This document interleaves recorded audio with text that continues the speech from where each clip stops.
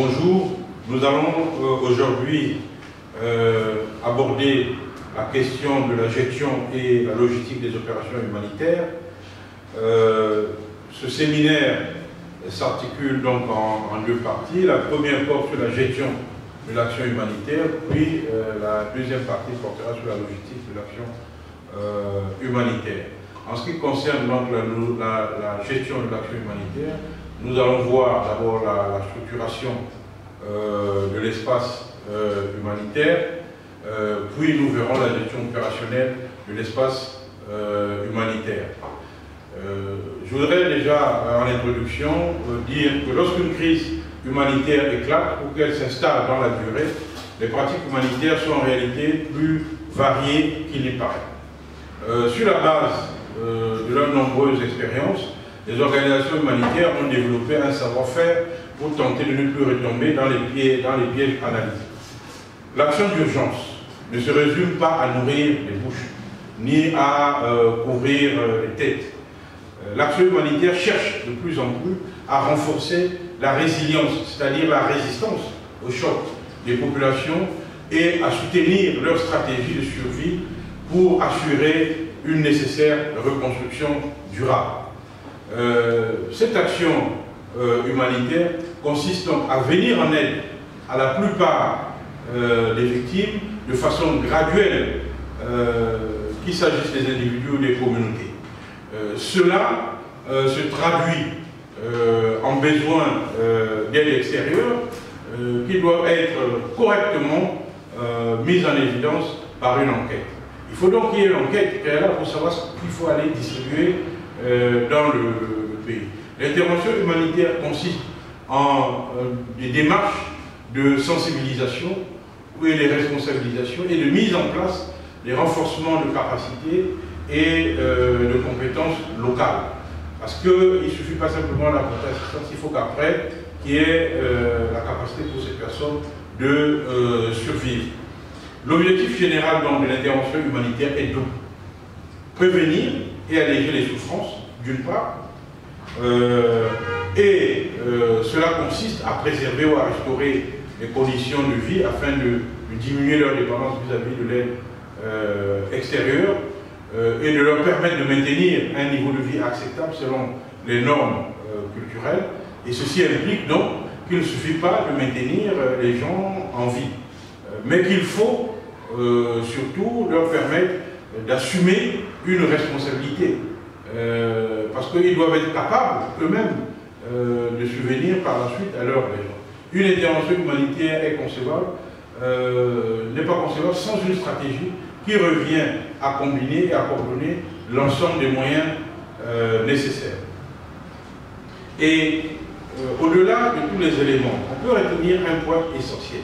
La vraie stratégie de l'intervention humanitaire requiert les principes suivants. Définir l'équilibre entre les différentes composantes de l'intervention, définir les priorités de l'intervention, agir de manière préventive, assurer une intervention pluridisciplinaire et surtout adopter une tactique adaptée au contexte de l'intervention. Ainsi, l'action humanitaire est un champ professionnel très attractif. On peut le dire, on l'a vu, mais cette action humanitaire est aussi confrontée à des questions de fond et aux critiques des observateurs ou de l'opinion publique. Les crises et les conflits actuels ont un tel niveau de complexité que les résoudre est moins que jamais une simple affaire technique. Cela exige en effet une action plus globale permettant la prise en compte des dimensions multiples. La démarche politique et diplomatique, l'investissement humanitaire, l'implication économique éventuelle, etc. Dans un tel contexte, la gestion de crise n'a de sens que si elle s'inscrit dans une stratégie à long terme de rétablissement de la paix. Ce qui suppose que l'on ait aussi conscience des opportunités économiques et politiques offertes par le processus de reconstruction. Il ne faut pas voir là un cynisme consistant à profiter de la faiblesse du pays ou des victimes, mais une démarche visant à retirer sur le long terme les dividendes de la paix. C'est-à-dire à la fois permettre la sortie de l'instabilité structurelle qui caractérise certaines régions et restaurer du politique là où il n'y avait parfois que de l'activisme humanitaire et militaire. Il y a donc une vision stratégique de l'action humanitaire. On peut donc dire que cette action humanitaire ne trie pas entre les victimes, car elle doit être impartiale, neutre et indépendante.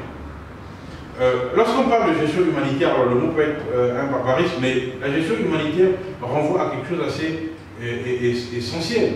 Il s'agit simplement de voir comment on va entreprendre des actions pour modifier le cours des événements, pour éviter que la crise humanitaire ne se perpétue. L'expérience sur les dernières décennies ne porte pas à une interprétation qui visera à penser qu'on peut éviter ou empêcher effectivement les crises humanitaires. Force est donc de constater que les crises ne s'évitent ni ne se gèrent, mais bien plus nous modèlent et nous forcent à toujours mieux savoir, plutôt pour nous adapter aux crises du futur. Les acteurs humanitaires, quant à eux, interviennent dans des contextes où les acteurs politiques, économiques et militaires interagissent et influent sur leurs actions. Pour ces acteurs humanitaires, le type de relation établie alors avec le reste des acteurs locaux et internationaux est un enjeu crucial. C'est pourquoi la notion d'espace humanitaire, tel que nous le voulons, peut se concevoir comme un espace symbolique de liberté d'intervention des acteurs humanitaires, caractérisé par certaines modalités normatives et procédurales relatives à l'action humanitaire et à la solidarité internationale. Il y a donc un cadre institutionnel de gestion de l'action humanitaire. Ce cadre institutionnel de gestion de l'action humanitaire met en lumière la diversité des acteurs humanitaires et la question des personnels humanitaires dans la pluralité des profils et des carrières, puis posera aussi des questions de sécurité qui sont des questions majeures pour l'action humanitaire. D'abord, les institutions humanitaires. Nous pouvons évoquer d'abord la diversité de ces acteurs avant de voir ce qu'on peut appeler ici la sociologie des acteurs humanitaires. D'abord, la diversité des acteurs. Dans l'espace humanitaire, les acteurs ont des intérêts et des fonctionnements parfois divergents.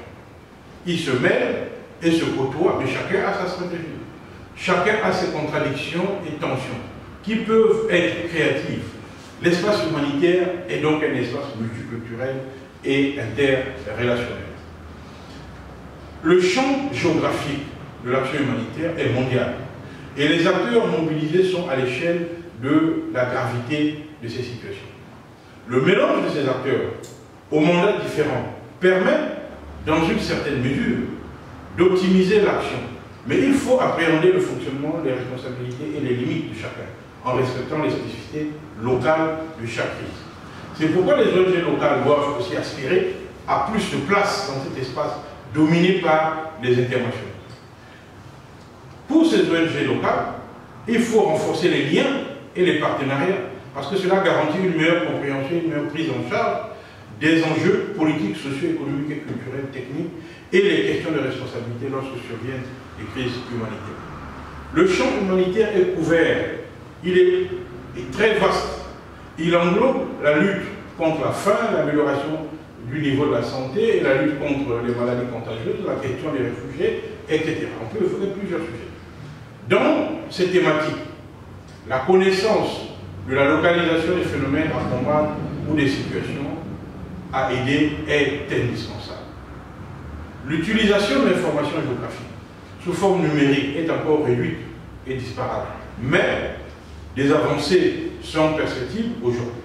L'utilisation des techniques géographiques et des données localisées numériques constitue donc un défi technique, mais également un défi financier parce que ça coûte très cher. Nous avons parmi les principaux acteurs humanitaires, on va en citer quelques-uns, je vous renvoie le cours. Il y a les Nations Unies, qui n'est pas une organisation humanitaire, mais qui a un département qui s'occupe de l'action humanitaire. Nous avons le Bureau de coordination des affaires humanitaires, qu'on appelle OCHA. C'est un organisme qui fait partie du secrétariat de l'ONU et qui a pour mandat de coordonner l'assistance des Nations Unies lorsque les crises humanitaires dépassent les moyens et le mandat de tout organisme humanitaire agissant seul. Nous avons le GIST.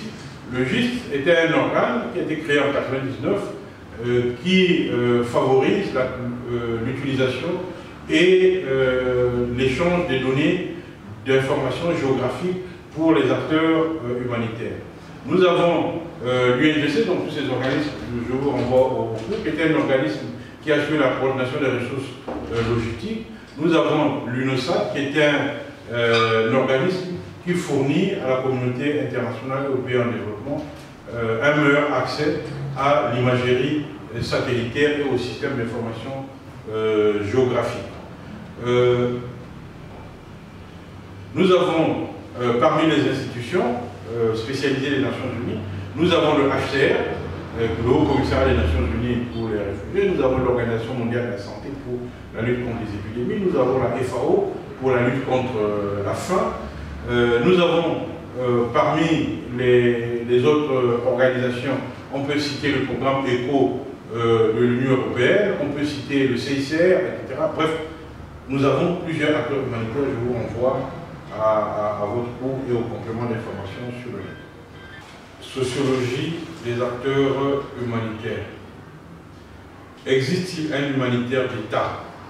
Pour certains, non, puisque l'histoire ancienne et les événements récents ont déjà montré combien le jeu des alliances entre humanitaires et politiques était risqué.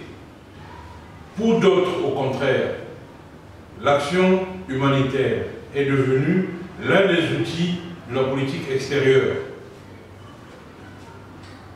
L'aide humanitaire étatique se développe essentiellement au sein des armées, s'appuyant sur la formidable logistique militaire et directement liée au pouvoir de coercition des États. Les ONG sont à ce sujet autant divisées qu'elles ont des positionnements éthiques, politiques, historiques, financiers et opérationnels différents. Certaines ont besoin des fonds gouvernementaux et de la logistique des armées pour leur mission. D'autres croient réellement à la nécessité d'impliquer les forces vives de leur pays d'origine sur les terrains d'intervention et de passer des alliances avec les militaires et les entreprises. Une autre dérive identifiée dans les constructions de cette humanitaire d'État réside dans le fait que l'on risque de voir se construire une doctrine d'intervention humanitaire au détriment du traitement politique des problèmes. En effet, en parallèle de l'implication toujours plus forte des États dans les activités d'urgence, on assiste à un désengagement de ces derniers pour des politiques de développement. Les crédits alloués à l'aide au développement ne cessent de diminuer. Il est en effet beaucoup plus médiatique, de manière faussement simple et utile d'intervenir dans l'urgence plutôt que de faire de la prévention et de la préparation aux crises. Pourtant, on l'a vu, les vulnérabilités qui apparaissent dans l'urgence sont souvent les conséquences d'un mal développement. Les victimes des catastrophes naturelles sont les populations les plus pauvres, celles qui sont obligées de cultiver et de vivre dans des zones non constructibles et les plus exposées. Vouloir agir dans l'urgence sans s'interroger sur les racines des vulnérabilités est une impasse. À côté des organisations humanitaires, donc en tant qu'institution, en tant que structure, nous avons les personnels humanitaires.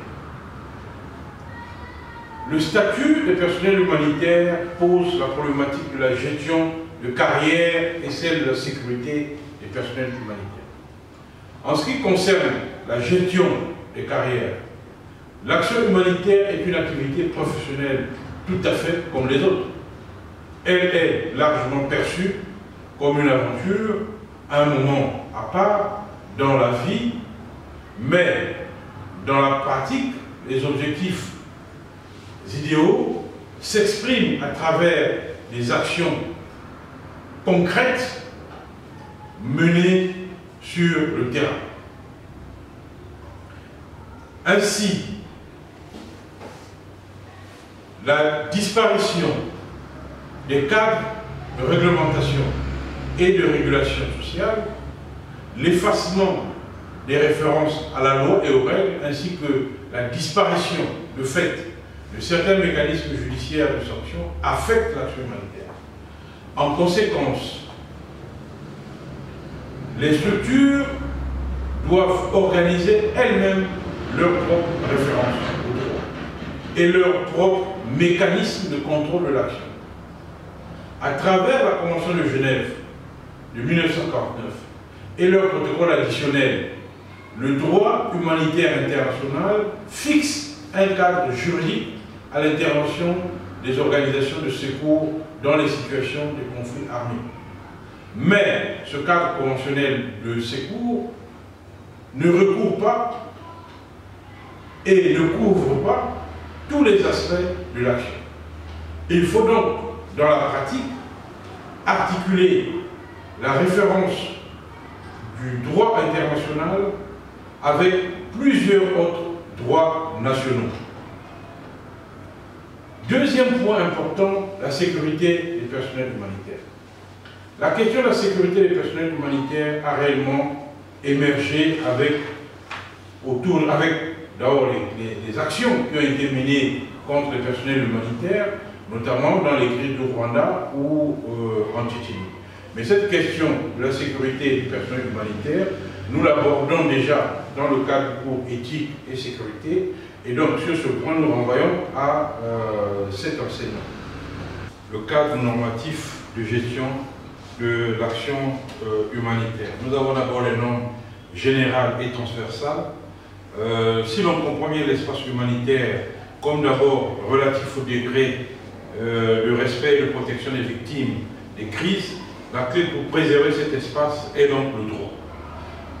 Le droit international humanitaire est le seul outil permettant dans une certaine mesure de limiter les dégâts lors d'un conflit et d'assurer une forme de structuration via un cadre juridique permettant de qualifier les parties prenantes des crimes, les droits et les responsabilités de chacun. Aujourd'hui, le droit international humanitaire est mis en danger et remis en question dans son fondement même. La guerre totale contre le terrorisme a mené à l'implantation de ce qu'on pourrait appeler une justice d'exception, qui fait que le droit international humanitaire est instrumentalisé et on en voit les conséquences sur le terrain opérationnel de l'action humanitaire. L'acteur humanitaire ne peut jamais se dire qu'il y a un camp du bien et un camp du mal, un camp de la civilisation et un camp des barbares. Car en tant qu'acteur humanitaire, il n'a absolument rien à voir avec les guerres justes ou les guerres injustes. Dès lors qu'on s'attaque à la catégorie des combattants, et de façon totalement symétrique, la frontière entre la catégorie des civils qui n'existe pas.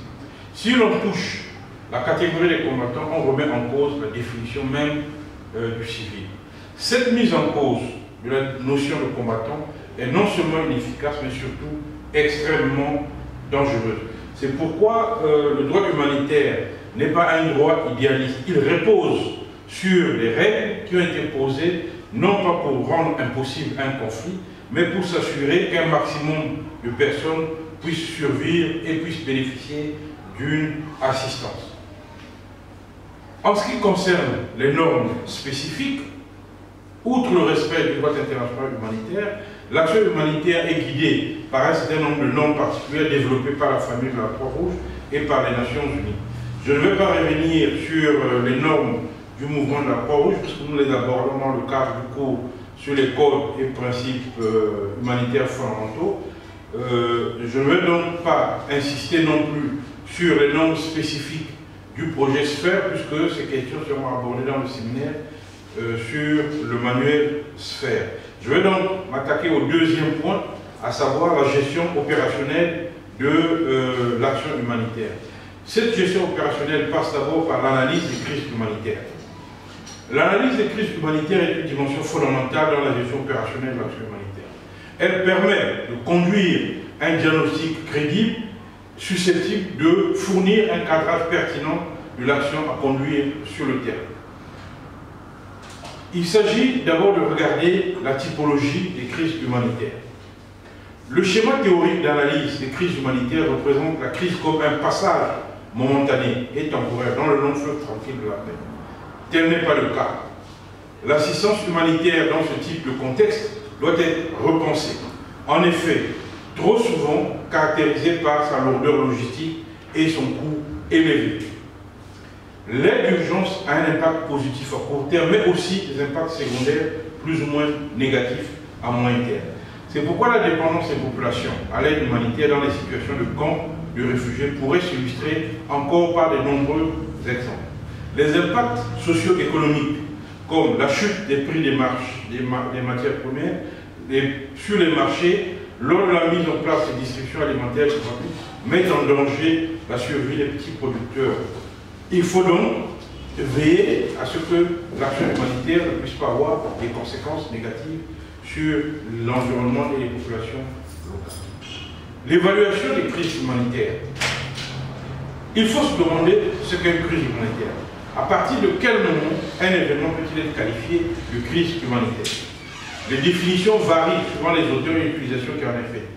Plus généralement, on peut dire qu'une crise humanitaire est une interruption du fonctionnement normal d'une société causant des larges pertes humaines, matérielles et environnementales qui dépassent les capacités de traitement et de résilience de la société touchée. Ainsi, pour prévenir ces crises humanitaires, il y a plusieurs courants de pensée qui existent et qui sont exprimés sur la problématique de la prévention des crises humanitaires, à savoir empêcher par des mesures de précaution la survenance d'une crise humanitaire. Ces courants sont très souvent issus d'ONG et soutenus par les gouvernements des puissances occidentales.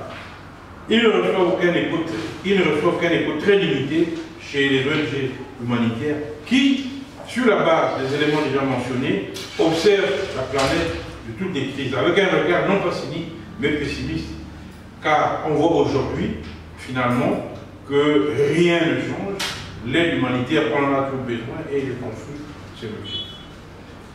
L'analyse des crises humanitaires montre que le point névralgique, c'est la vulnérabilité des populations.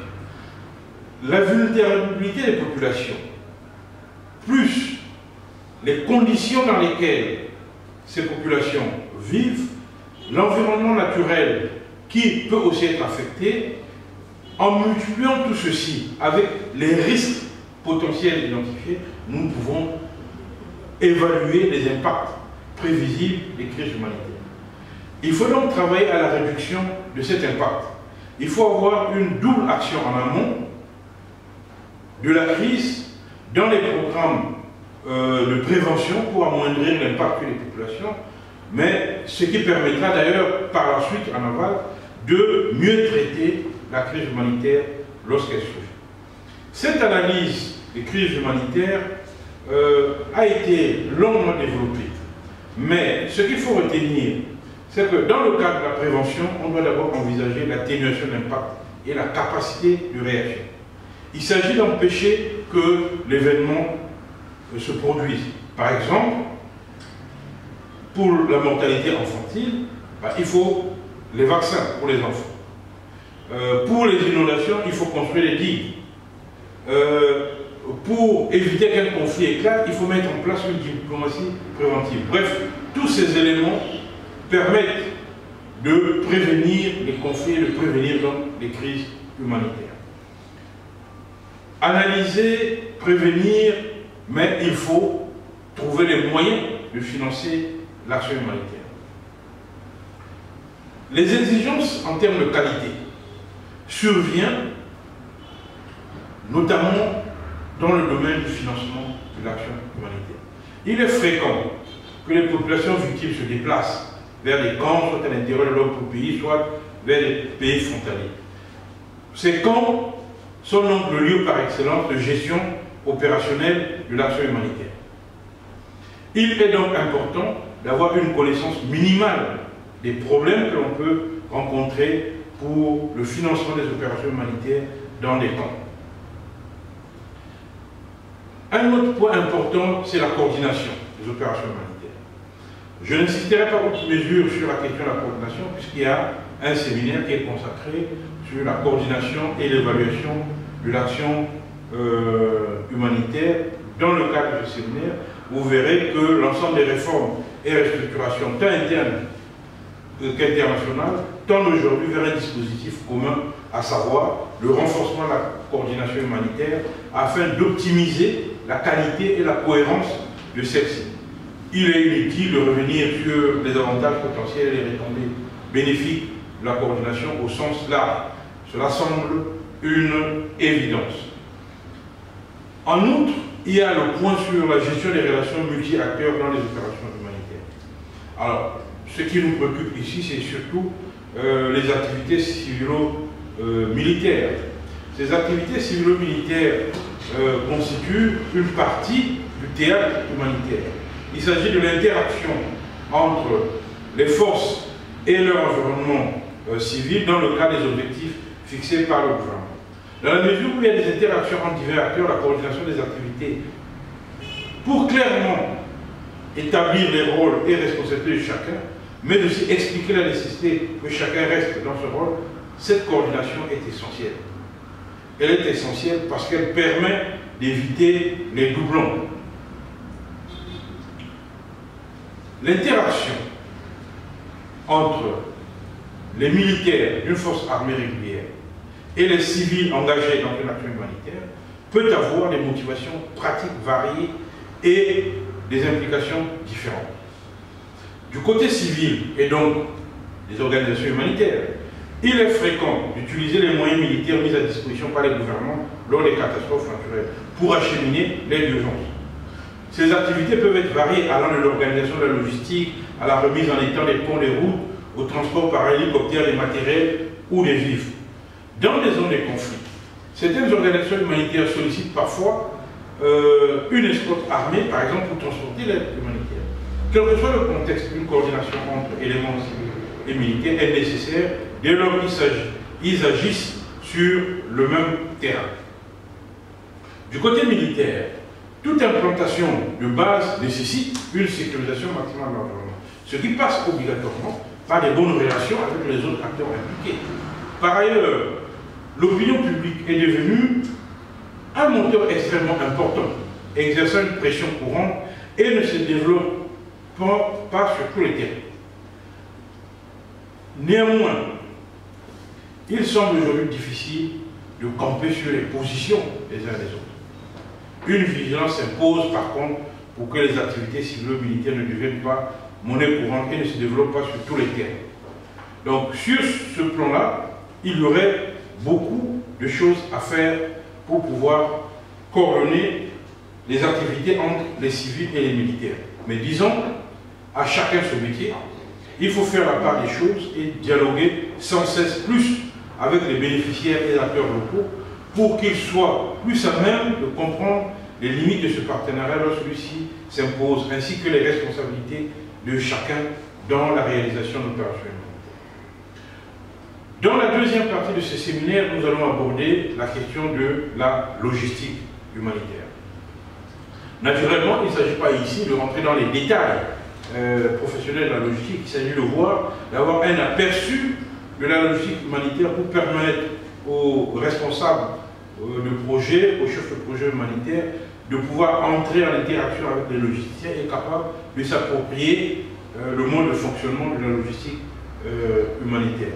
Ainsi, dans cette deuxième partie, nous verrons d'abord quel est le cycle logistique d'une action humanitaire, de la phase préparatoire à l'affrètement, puis nous verrons quels sont les outils transversaux d'une logistique humanitaire, à savoir le logiciel d'action humanitaire, la gestion des risques et l'information dans l'action humanitaire. L'organisation humanitaire doit se définir comme une entreprise du secteur social et caritatif. Elle établit donc des contrats commerciaux avec des partenaires, comme toute entreprise du secteur privé. Elle peut gérer elle-même sa logistique, comme elle peut externaliser cette logistique. Au-delà de la réponse en urgence, le plus difficile est souvent d'assurer la pérennité du pipeline après l'épuisement des stocks d'urgence. Un facteur clé de réussite est la capacité de toute organisation humanitaire à mobiliser des fournisseurs locaux ou régionaux pour limiter les coûts et optimiser le taux de service. Cela nécessite de conduire un travail de fond pour identifier des fournisseurs activables dans la zone à haut risque. Une collaboration avancée entre prescripteurs et logisticiens est également primordiale afin de définir une planification ou plutôt des besoins relatifs au programme à long terme. Parmi les critères à prendre en compte pour la réussite d'une opération logistique humanitaire, on peut citer 1.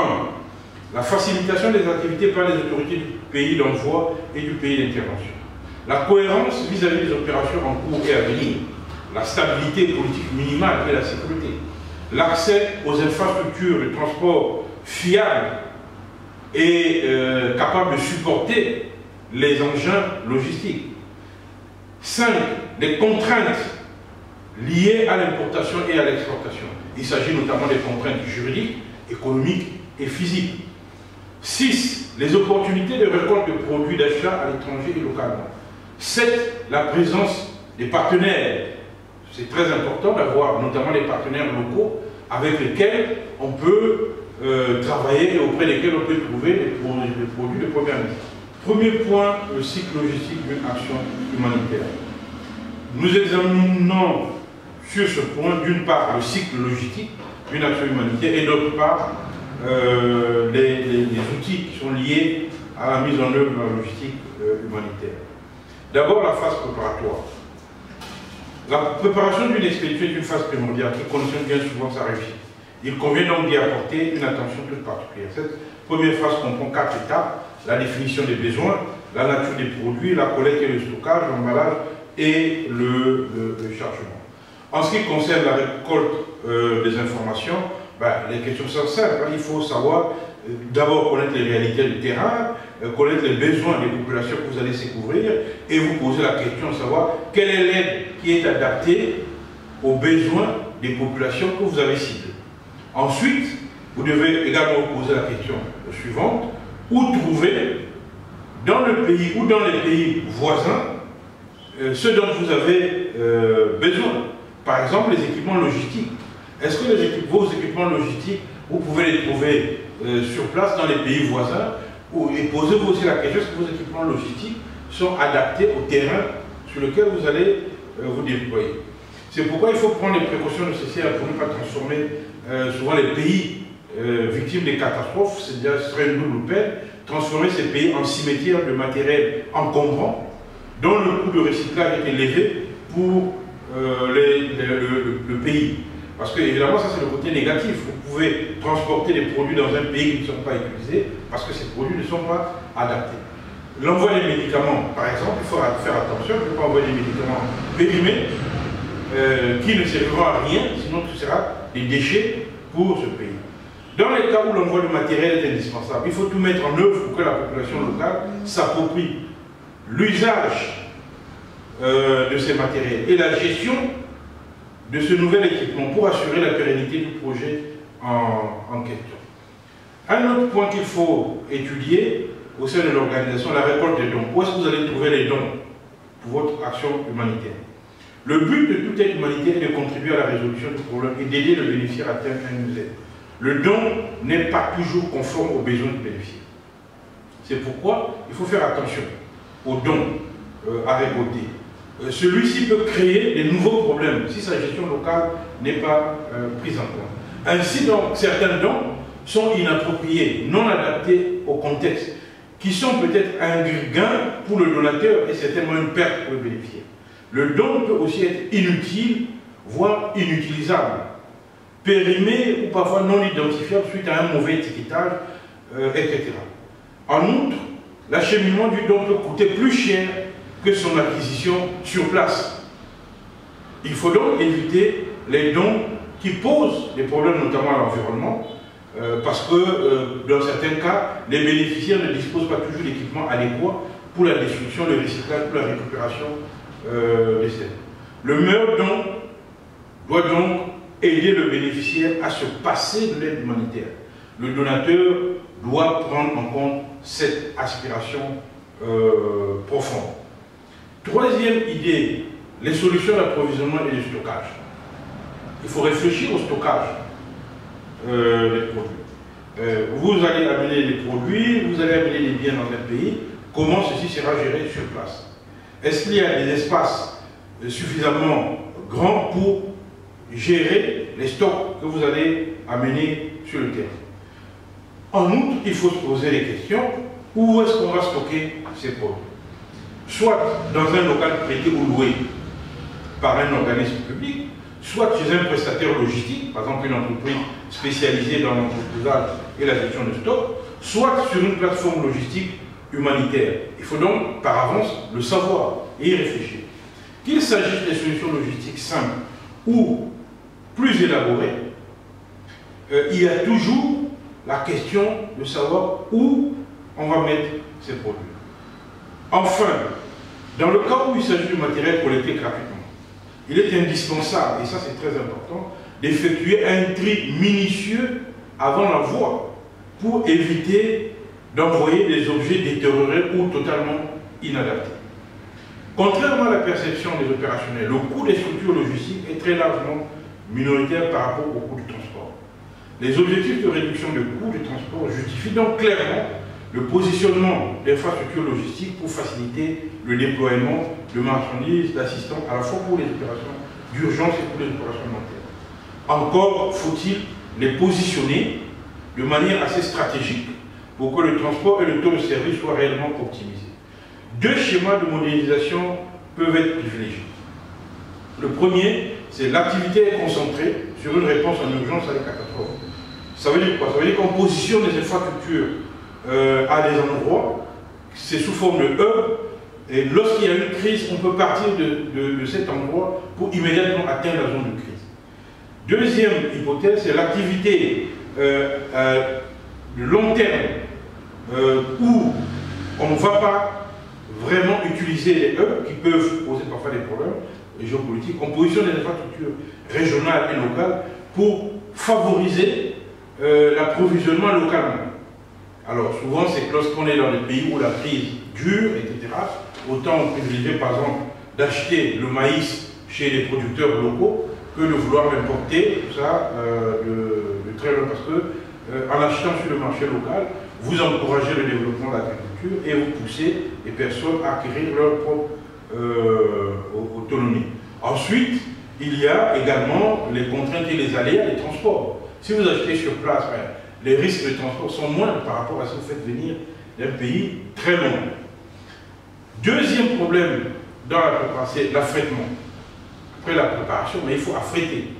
Il s'agit donc d'organiser un envoi de biens d'un pays A vers un pays B, ou d'une zone A vers une zone B.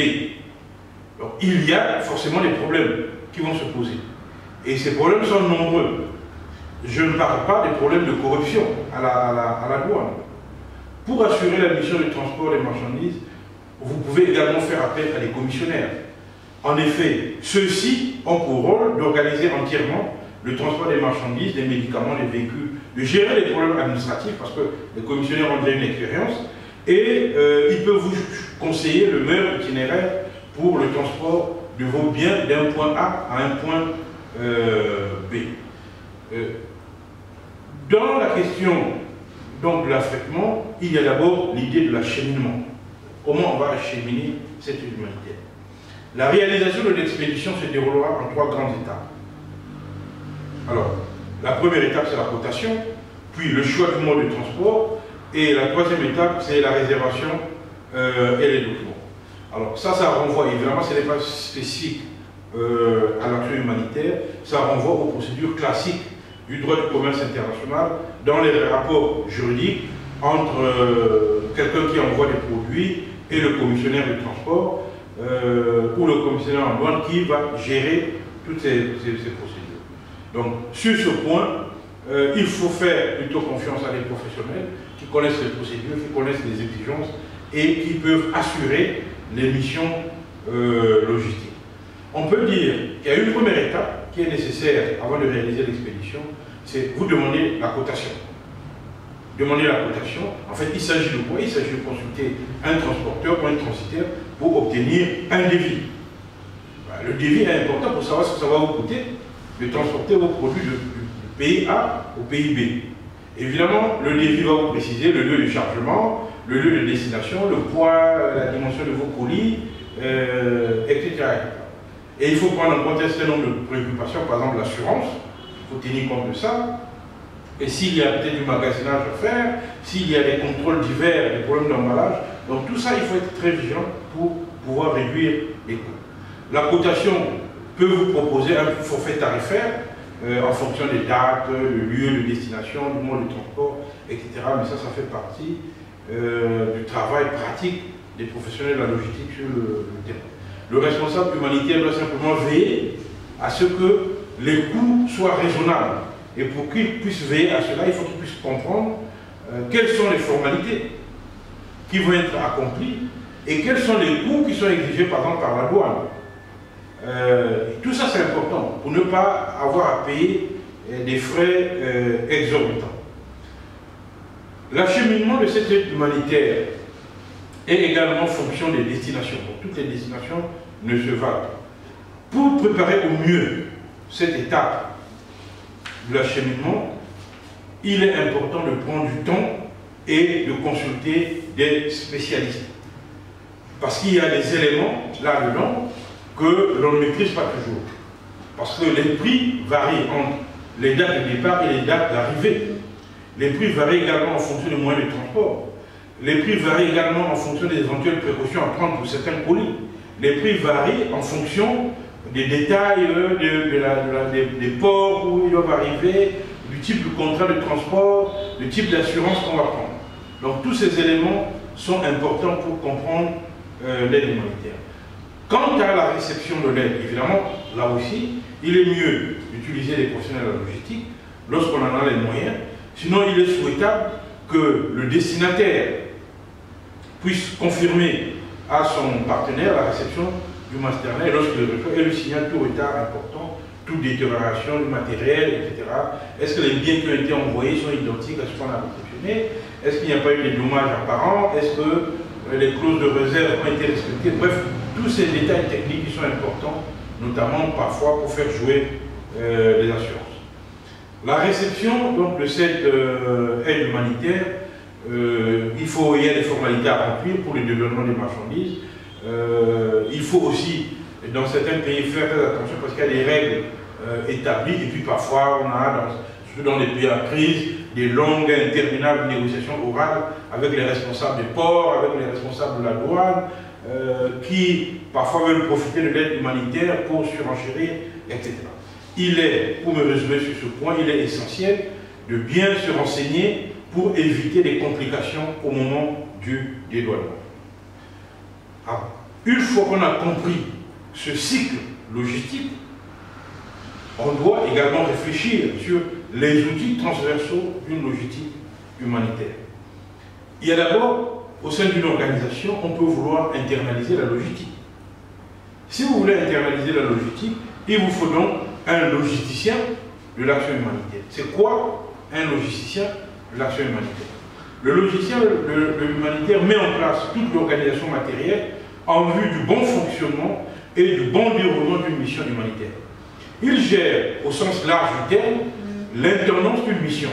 Celui qui achète les denrées, celui qui s'occupe de l'acheminement des marchandises, celui qui gère les stocks, celui qui gère le parc véhicule, la maintenance au matériel, l'établissement des liaisons radio, la réhabilitation par exemple des structures comme les hôpitaux, les dispensaires, les centres de nutrition, celui qui organise aussi sur le plan logistique les camps de réfugiés. Comme vous voyez, c'est une responsabilité immense pour la réussite d'une opération humanitaire. C'est pourquoi dans une organisation humanitaire, le rôle du responsable logistique va consister déjà en fonction d'achat par appel d'offres, c'est prévu. Celui qui centralise et coordonne les partenaires sous-traitants qui fournissent donc à la mission. Il doit pouvoir contrôler et suivre les opérations sur le terrain par l'intermédiaire de ces personnels qui sont sur le terrain. Ensuite, dans sa mission de chef logisticien, il peut faciliter le travail du personnel. Il est le responsable de la sécurité du campement. Il doit savoir où installer les camps. Et bien souvent d'autres missions complémentaires comme le recrutement des équipes, etc. Donc, comme on voit, les attributions du chef logisticien peuvent varier. Mais ce qu'il faut retenir, c'est qu'avant tout, si vous voulez recruter un responsable de la logistique, ben vous devez chercher quelqu'un qui connaît le terrain, et qui doit, outre ses capacités en logistique, il doit savoir assumer certaines tâches administratives. Par exemple, il doit pouvoir négocier des contrats avec des entreprises locales. Il doit pouvoir dialoguer avec les autorités locales. Par exemple, ben, il doit avoir un dialogue franc avec un sous-préfet local pour pouvoir garantir que les camions ne seront pas arrêtés, etc. à chaque fois. Il doit savoir tenir aussi les caisses sur le terrain, parce que dans bien de cas, il y a l'argent liquide qui circule. Donc, ben, il doit avoir la responsabilité de cet acte. C'est pourquoi le rôle du logisticien doit être étudié, pesé et sous-pesé pour la réussite de l'action humanitaire. À côté donc de l'équipe de logistique ou du chef de logistique que vous pouvez recruter, il y a d'autres questions transversales liées à la logistique. C'est souvent la gestion de la logistique qui peut poser problème. C'est donc, deuxième articulation, la gestion des risques et de l'information relative à la logistique. Alors, trois problèmes majeurs sont à souligner sur ce point. Il y a le problème de la corruption, qui est important, et des idées reçues. Il y a le problème de la concurrence déloyale. Et le troisième problème, c'est la fiabilité des systèmes d'information. En ce qui concerne le premier problème, à savoir la corruption et les idées reçues, aussi surprenant que cela puisse paraître, l'aide humanitaire peut engendrer et surtout encourager la corruption. Ainsi, on voit dans certaines situations, le matériel destiné aux hôpitaux, aux dispensaires, aux bibliothèques, aux écoles, ce matériel est détourné et parfois se retrouve sur le marché local. Entre les mains, souvent des chefs militaires, entre les mains des responsables politiques du pays, qui essaient de vendre ce matériel alors que ce matériel a été envoyé pour être distribué aux populations. C'est pourquoi il est important pour les acteurs humanitaires d'exiger, avant tout envoi, une implication à part entière des populations bénéficiaires dans toutes les phases du projet, afin que ces populations puissent savoir qu'est-ce qui leur a été envoyé, pourquoi c'était envoyé et à quoi ça doit servir, tout ça. Donc de la négociation pour l'exonération des éventuels droits de douane à la gestion de l'arrivée des conteneurs, les partenaires locaux doivent intervenir afin d'éviter le détournement des dons à des fins autres que celles auxquelles ils sont destinés. C'est donc le problème de la corruption est un problème très important auquel il faut faire attention. Par conséquent, les acteurs humanitaires doivent aussi envisager de créer ou amorcer une dynamique de développement économique dans le pays avec des montages coopératifs, la mise en place de systèmes de microcrédit, tout en associant la population concernée pour éviter d'accroître les importations et de favoriser souvent la corruption au niveau de la douane, etc. Deuxièmement, on peut aider à la formation de la population dans le montage et la gestion des projets de développement. Comme dit l'adage, il vaut mieux apprendre à un enfant à pêcher plutôt que de lui offrir un poisson. Il faut encourager les commerçants, les artisans, les entrepreneurs locaux en achetant sur place ce qu'ils produisent, ce qu'ils fabriquent. Enfin, il faut aider à mettre en place des structures de réhabilitation des matériels pour éviter que tout ce qui a été acheté soit systématiquement jeté au lieu de réparer. Bref, il faut s'attaquer résolument à la corruption et aux idées reçues pour pouvoir réussir une opération humanitaire. Deuxième problème, la concurrence déloyale. Les associations engagées dans la solidarité internationale ignorent très souvent l'existence des entreprises locales, telles que les menuiseries, les cordonneries, etc., les papeteries. Et bien souvent, ces ONG font venir de loin, y compris du papier, y compris parfois certains meubles qu'on peut acheter sur place, en envoyant le même type de matériel que celui qui est déjà fabriqué ou commercialisé sur place, les ONG humanitaires freinent considérablement non seulement les possibilités d'émergence et de développement d'un marché local, mais poussent également au chômage ces entrepreneurs et ces artisans locaux qui, au lieu de trouver des nouveaux clients, se voient contraints à fermer une boutique parce que la concurrence est déloyale. On fait rentrer dans le pays des produits qui sont moins chers alors que les mêmes produits sont fabriqués localement. Et du coup, on vient désarticuler le marché local, créer une concurrence déloyale et finalement, on appauvrit les acteurs locaux, la population locale. Pour éviter cela, il est essentiel au moment du montage des projets humanitaires que les acteurs humanitaires étudient la possibilité de faire fabriquer les matériels qu'elles souhaitent envoyer par les entrepreneurs locaux. Par exemple, on veut reconstruire une école, on peut demander aux menuisiers qui sont proches de fabriquer les tables-rondes. On peut demander aux ateliers de couture qui sont dans le pays de fabriquer des vêtements, etc. Donc, ceci permet à l'économie locale de s'arrimer sur la dynamique humanitaire, de s'arrimer sur la dynamique de reconstruction. En procédant ainsi, l'entreprise locale pourra embaucher plus de personnes de sa communauté et contribuer donc à la réduction du taux de chômage. C'est pourquoi une bonne connaissance de l'économie locale du pays où l'ONG souhaite intervenir est donc un préalable indispensable au lancement d'un projet humanitaire. Troisième préoccupation, les systèmes d'information. La logistique humanitaire a besoin d'un système d'information fiable pour mieux coordonner les activités, mieux gérer les approvisionnements, mais aussi pour mieux comprendre les besoins. Ainsi, la logistique humanitaire recourt souvent à des logiciels, mais ces logiciels, il faut avoir la maîtrise de la technologie.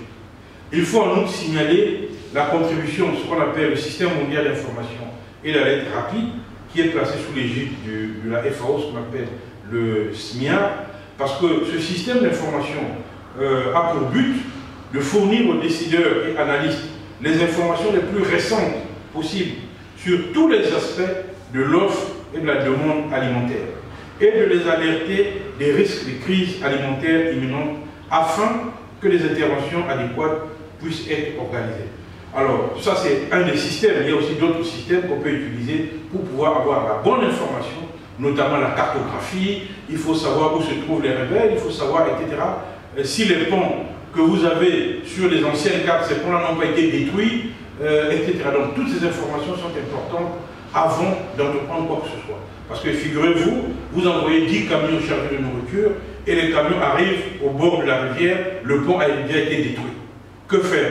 Faut-il ramener les camions ou faut-il abandonner les camions sur place? Voilà le dilemme de la fiabilité des systèmes d'information dans le cadre de l'action humanitaire.